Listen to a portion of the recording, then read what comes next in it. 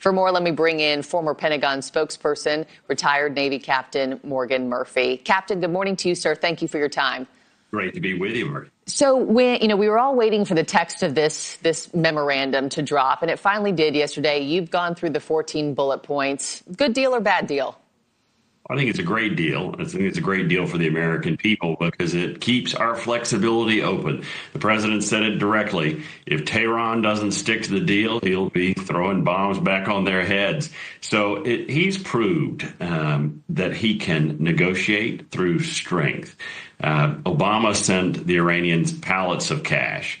The president opened with force. He said America is not afraid to intervene on our interests, which is not to allow Iran to ever have the bomb. So if they do not comply with nuclear testing and regulation and making sure that all of that uranium is downblended, then the president reserves the right to go back in with force. You bring up the president, criticizing Obama for the pallets of cash. Iran gets a whole lot of money in this deal, too. They get a $300 billion reconstruction fund. They get economic sanctions lifted, the ability to sell oil again. How is that different from what Trump is criticizing Obama for? Well, it's the carrot and the stick. And Obama only wanted to use the carrot. He just sent them cash upon cash upon cash. And the president has proved, look, if you play ball, we will make sure that your country is prosperous and recovers. And he's held that out since the very beginning. He said, we don't have anything against the Iranian people. The difference here is not regime change. Unlike the Bush doctrine, the president is not trying to make Iran a new democracy in the Middle East. He is not trying to achieve regime change there. He's trying to get to peace, to keep Iran from threatening their neighbors, and most importantly, keep Iran from threatening American interests with a nuclear weapon. What do you make of him letting them maintain some of their ballistic missile capabilities? The president's argument has been, it's not fair that some countries have it and they don't. Do you like that part of it? And was he tough enough on Iran in that portion of the memorandum, sir? Well, I don't think anyone can say the president hasn't been tough enough on Iran. He's been incredibly tough on Iran in a way that no American president has been tough on that regime for the past 50 years.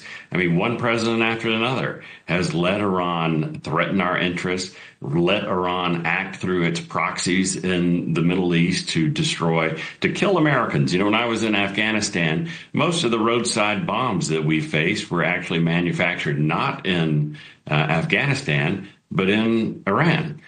So presidents have ignored it.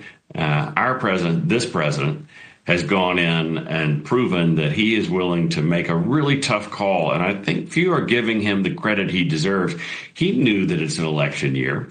He knew that invading Iran would spike oil prices. He knew that the prices would go up at the pump, but he did it anyway because he made a campaign pledge. And I think it's heartfelt that the Iranian regime would never have a nuclear weapon. He stuck by that pledge. He kept to his promises, even though it was going to face some political headwinds. Yeah, and we know yesterday he linked the memorandum of understanding to their, not wanting there to be a financial catastrophe back here at home either.